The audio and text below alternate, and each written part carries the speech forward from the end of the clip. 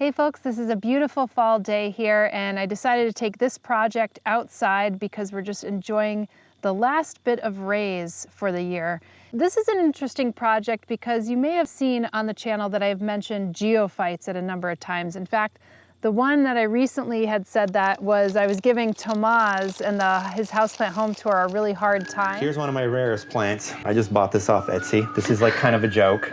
Is it like a geophyte? It is Aeriospermum. Okay. So it's a bulb. It's a rare South African bulb. I think it's the Titanopsis or something. It's really, really neat. One tiny, very silvery leaf, like so silvery it looks like it's made out of metal. The emperor has no clothes. Yeah, I know, right? Yeah, I didn't buy it like this. I bought the bulb and I put it in here and I send this to people and I say, look at my rarest plant. People that don't know much about plants, I'm like, what do you think?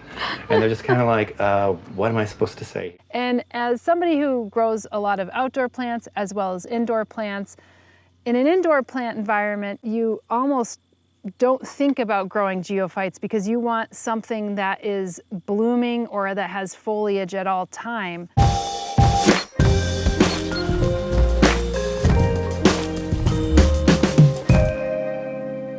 Essentially what a geophyte is a underground plant that the growing tips they start underground. So that is essentially a geophyte. So it could be a corm, a tuber, a bulb, all those sorts of things.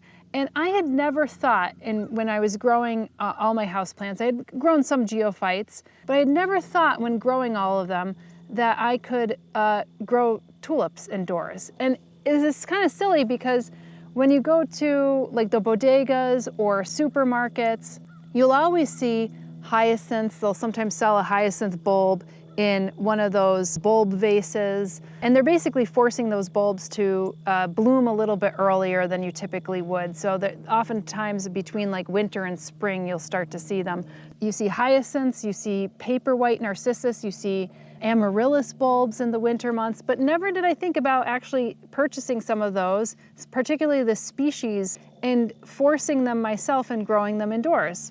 And part of the reason is because you have to give them a cold period, and so you want them under 50 degrees Fahrenheit, which is around 10 degrees Celsius. So you want them somewhere kind of in the middle of like maybe 35 to 49 degrees Fahrenheit. The ones that could use maybe the least amount of cold stratification during that period is maybe 9 weeks. But in general, you want it somewhere between 12 and 16 weeks. So you're talking about 3 to 4 months of a cold period. So you're talking about 3 to 4 months of a time when the bulb is just not going to look like anything and you're just going to have a pretty much empty pot. I'm going to do a little project today where I have a number of geophytes that I'm going to share with you, and I'm going to plant them up in 3 different pots. This one is kind of a low-lying pot, and these are a little higher as you can see, so I'm actually going to layer some of the bulbs in here, and I'll show you how I'm going to do that. But in this one, I'm just going to put one different type of bulb, and this one is called Tulip Humus, and it's Persian pearl. And I know you can't see, it doesn't look that impressive now. I could probably put 12 to 15 in here. But basically, these are a type of tulip, and it has a really beautiful reddish maroon mauvey color with a yellow center. If you were planting these outside or in a pot, basically you want to go 2 to 3 times down in the depth. So you're covering that. So this is maybe a 1.5 inch bulb, and you'd put basically 3 inches of soil on top of that. And so I'm just going to put a little bit of, as you can see, just this regular potting medium that I have, and I added some perlite. So perlite, as you may recall, is this like puff volcanic stone, so it looks like that. It's a little bit dusty. But I mixed that in with the potting medium because I wanted to have a fairly good drainage, because the one thing is you don't want to overwater these, and especially if you're keeping them in a location that you're going to not pay attention to as much. This one feels a little moldy. You can see it. Oh yeah, see that? So anything that looks a little moldy like that, you're not going to want to plant, because that's going to put everything in dire straits in your planter pot. And you'll also see this tulip has, you could see almost like a side that looks a little pregnant and a side that looks flat. Some people could do that with their stomach, right? They flatten their stomach and then they they blow it out. So you want basically the flat one closest to the outside of the plant pot, because that is where the leaves kind of come out, and it will make the pot look a little bit more fuller. And since this is the only plant that I'm planting in here, I want a full looking pot. And I'm basically planting them a bulb's width away. How are you going to give them a cold stratification period for, 12 weeks, 12 to 14, 12 to 16 weeks? Well, oh God, look at these things. It's looking to sting me. No, thank you. So basically you could put them in your refrigerator if you want. You put maybe a plastic over the top and poke some holes in it. Or you could put them maybe in a basement. You could technically maybe put them on your fire escape if it doesn't get too cold. The challenge with putting it on a fire escape if you're in a colder part of the zone is that these could get too cold because they're not protected by all that good soil around them if you're planting them in the ground. And so that would be the danger that comes with that. So I'm just gonna add a little bit of this to the top, and this is essentially it. And I'll add some perlite on the top. You could kind of pre-mix this yourself. And if you just wanna use your choice of potting medium, then that's fine too. And then what I'm also gonna do and add to the top, and this is what I sometimes like to do, keeps a little bit of the moisture in. You're not gonna want to get this totally dry. You are going to wanna keep a little bit of moisture here. And then if you're basically forcing these bulbs, which meaning forcing them through a cold period and then having them bloom at a time when they normally wouldn't bloom, then you'd bring them out after that 12 to 16 weeks. You'd put them maybe on a warm windowsill or whatnot, and try to get it up to like 50 to 60 degree temperature, and that's when you're going to start to see these emerge. Now, I want to remember that I had planted something in here, so you could obviously put a card in there if you want to remember what you planted in, and you could put the name of the tulip. I'm going to put this nice fine layer of clay and shale, puffed shale. It's just a Espoma Organics bonsai mix. And I will know that I have planted something in here because it's a nice little topper. And what I'll be doing is keeping these probably within a garage or the cooler part of my bird coop, something of that nature, so that I don't have to deal with any pests. If you are keeping them kind of like on a porch that's not like rodent proofed, then I would put some type of hardware cloth or something on top of it so that nobody kind of screws around or messes around with it. Now this one I have is slightly taller. So what I'm going to do is layer some bulbs. And part of the thinking behind layering the bulbs is that these bulbs will start to bloom at different times. So this will bloom in April. I have one tulip in there, it blooms in April, and then it's done.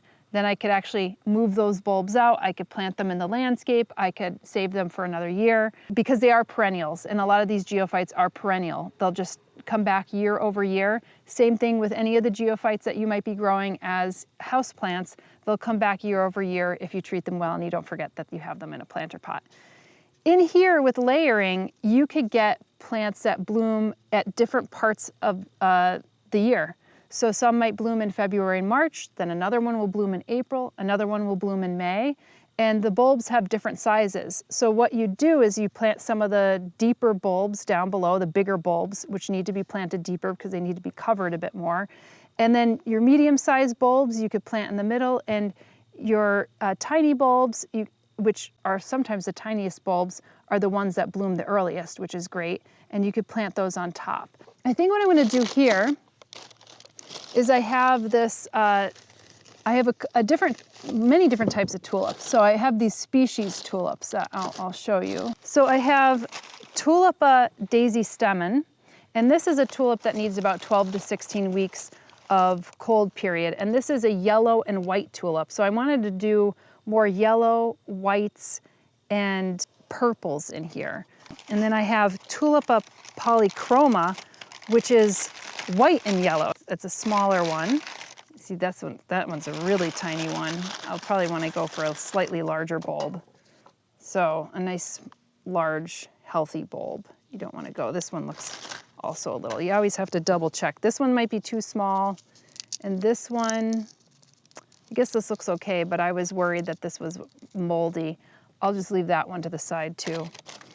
And then I have also another tulip called Clusiana sylvia, and these are all small. They don't grow more than 8 inches, so I didn't want this growing too high in the pot.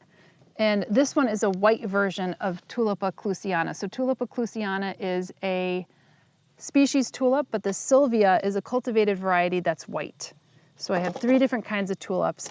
But what I might be adding in here is a little daffodil. So when we think about paper whites or narcissus, the ones that you typically could get for indoors, those are ones that they force, but I'm going to grow a different variety of them in here. And then I'm going to add crocus to the top. So first thing I'm going to do is add my daffodil zit, X-I-T, I think. I don't know, I don't want to mispronounce it. So I'll grow those first because compared to the tulips, they're a lot larger. And I can only fit so many of them in here. So I'm going to go with those first.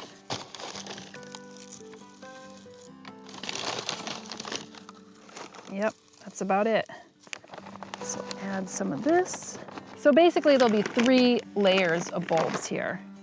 It's basically like baking a triple layered cake or baking a lasagna. The daisy stem on, and then again, you want to put the flat side of the tulip towards this edge because that's where the leaves start to unfurl and you'll get a fuller look.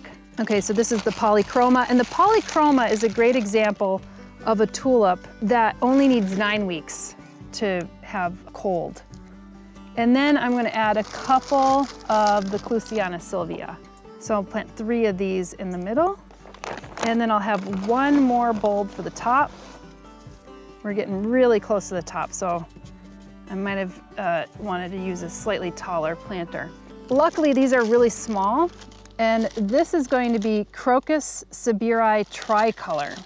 So these are crocuses that will come out really early. Now, if you're planting them in the earth, typically, this growing shoot right here, will come out when it's still cold, sometimes when the snow is still on the ground.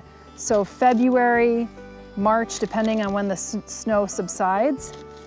And these you could plant very close together because they are, I will sometimes put 2 in a hole together, but I'm going to try to get as many as possible. And these will need a similar amount of cold period, but will just emerge sooner. If all goes well with this experiment, you would essentially get 2 to 3 months of blooms indoors or outdoors, depending on what you want to do with it. All right, so that is that. So this is one of my favorite tulips. It's a species tulip, and it has these dagger-like kind of fiery, spindly petals. I really wanted to do this one with some of the crocuses. So I am going to layer, but I'm not going to layer as much. These will typically bloom in April. I'll show you the size of them. So they are a slightly smaller tulip, maybe a little larger than the tulips that we've been planting. And I'm going to give them a little bit more depth here. And I'm going to try to get as many of them as possible. I have 5 per bag, so I have 10 total. But it's always good to get a little more because sometimes, like I showed you, some of them are not so healthy looking. This is how I'm going to display this too. So I have this kind of creamy white pot, similar as to this one, but this one has more moss growing on it. And I have it in this lacy metal decorative pot. And I just really like the look of it. And I can imagine those little fiery red yellow ones coming out. And I'm going to add some soil. Once I'm done with this one, I'll just add a little layer of that bonsai mix as well. So I have these large Crocus vernus mixture, so it's like purples, whites, yellows, but I still think I'm going to go with the Crocus siberi tricolor. I really like that one. So it's kind of has like purple edges, yellow and white center, looks really nice. And I have a lot of those. So I'll have some symmetry And these look like really healthy bulbs because you could already see their growing tips coming out, which is a really good sign. And it is warm, so you don't want to be putting these in a warm environment. You're going to want to get these as cool as possible, as soon as possible. Because with warm weeks like this, like we're having, or if you have them indoors in a 70-degree temperature, they might emerge a little bit too soon, or they won't bloom at all because they won't get any kind of cold period. And they need that cold period to bloom. Not all geophytes need as much of a cold period. I'm just kind of highlighting, ones that you would see in a catalog that you normally wouldn't get if you're growing bulbs indoors. So that's why I say, this could be kind of exciting because it's a little bit of an experiment. And you need some cold temperatures in order to be able to do it. But if you have the space for it and you have a place for it, then, why not try? Okay, just use a little bonsai mixture on the top. All right, well, that's it. Hopefully you got to know a little bit more about the species tulips and other plants that you could actually grow, and how to force some bulbs that are indoors and really have a new look on geophytes if you want to grow them in an indoor or an outdoor space. All right, I'll see you later. Stay tuned on Plant One On Me for more botanical tours, talks, and how-tos. And if you're looking to further your knowledge on the plant kingdom, then have a look at our various online courses from Troubleshoot Your Houseplants to the Houseplant Masterclass. Additionally, we have a second channel we started last year called Flock Finger Lakes, where we cover more on outdoor gardening, habitat restoration, agroforestry, and even more. So check that out if that interests you. Otherwise, we'll see you in the next episode.